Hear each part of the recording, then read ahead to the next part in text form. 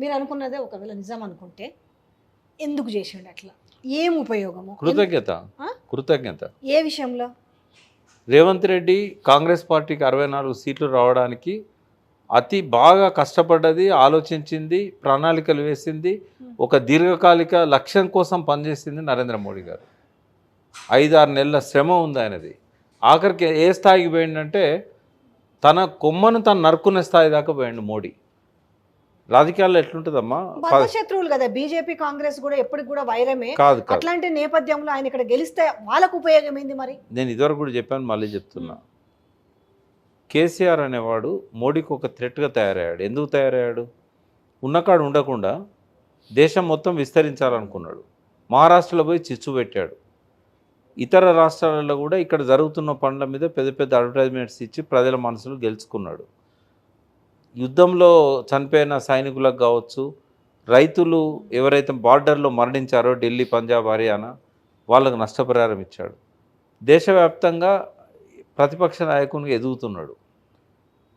కాంగ్రెస్ ఏమో తెలిసిన శత్రువు మోడీకి, కేసీఆర్ ఏమో ఎదుగుతున్న శత్రువు. సో ఇక్కడనే ఆయన లేకుండా చేసినట్టయితే దేశవ్యాప్తంగా తనకు ఎదురుండదు. రాహుల్ గాంధీ ఆయన ముందర ఎప్పుడు పిల్లవాడే. ఆయన ఎప్పటికైనా నన్ను ఎదుర్కోవడానికి ఒక నమ్మకం ఆయనకు ఉన్నది.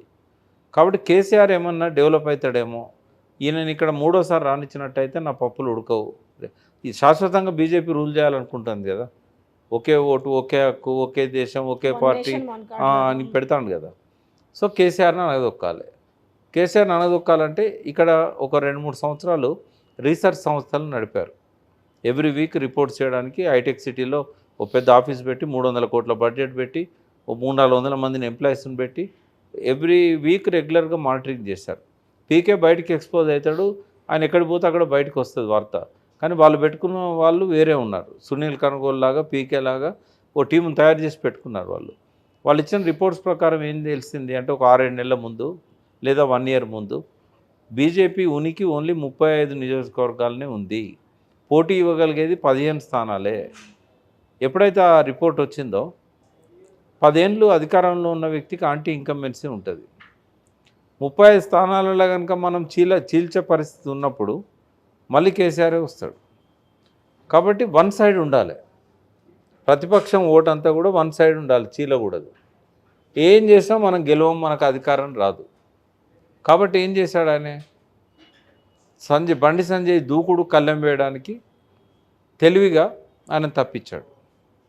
ఒక మైల్డ్గా ఉండే కిషన్ రెడ్డిని ముందు పెట్టాడు. అంటే బీజేపీ ఎదగకూడదు.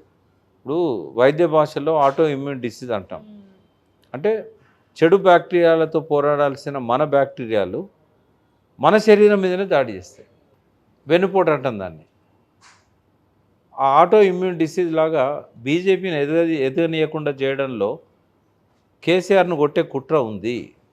అది రేవంత్ రెడ్డితో కొల్లుడై చేసిండా, లేకుంటే తనకు తానే కేసీఆర్ను రాకుండా ఆపడానికి తన ఓటు షేర్ను బలి చేసుకున్నాడా, లేదా అంతకుముందే ఒప్పందమైందా? కేంద్రంలో నన్ను గెలిపి రాష్ట్రంలో నిన్ను గెలిపిస్తా అని చెప్పి రాహుల్ గాంధీతోనే జరగదు. ఇక్కడ లోకల్ ఏమన్నా పీసీసీ ప్రెసిడెంట్తోని ఆ అండర్స్టాండింగ్కి వచ్చారనేది మనకు తెలియదు. బట్ అంతిమంగా మనకు రిజల్ట్స్ తర్వాత మనం చూస్తే ఏంటంటే అసెంబ్లీలో ఏకపక్ష పోటీకి మోడీ తెరదీశాడు. అందుకే వన్ సైడ్ ఓటింగ్ అయింది. కాబట్టి 41% వాళ్ళకు, 39% ఆ రోజు వాళ్ళకు వచ్చినాయి.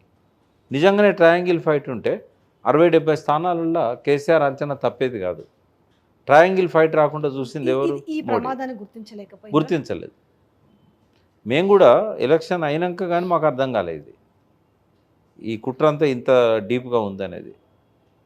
ఇది చెప్పినా కూడా ఇప్పుడు చాలామంది నమ్మరు, బట్ జరిగింది అది. దానికి వాస్తవము. దాని కృతజ్ఞతగా రేవంత్ రెడ్డి 4-5 ఎంపీలను గెలిపించాడు. ఇంకో లాభం కూడా రేవంత్ రెడ్డికి ఏముందంటే, రేపు ఏదన్నా కారణం వల్ల ఇక్కడ ఉన్న కాంగ్రెస్ నాయకులు తనను దించే ప్రయత్నం చేస్తే అప్పుడు టీఆర్ఎస్ నుంచి వచ్చే ఎమ్మెల్యేలు కానీ, మోడీకి ఉన్న 8 మంది కానీ, వీళ్ళందరూ ఎంఐఎం ఆబ్సెంట్ ఉంటుంది, లేదా ఎంఐఎం సపోర్ట్ ఉంటుంది. ఏదైనా జరగవచ్చు. ఒకటి అభద్రతాభావం, ఇంకోటి రేపు ఏదైనా జరిగితే మళ్ళీ టీడీపీ, జనసేన, ఈ బీజేపీ ఆ కూటమికి నాయకత్వం వహించేది కూడా మళ్ళీ ఆయనే. మస్తు ప్లాన్. అవి మిస్ఫైర్ అంటే అవుతాయో పనికి వస్తాయో తెలియదు కానీ ఈ రాజకీయాలలో స్కీమ్ ఏతో పాటు స్కీమ్ బి, స్కీమ్ సి కూడా ఉంటాయి. ఓకే. ఒకటి ఫెయిల్ అయితే ఒకటి.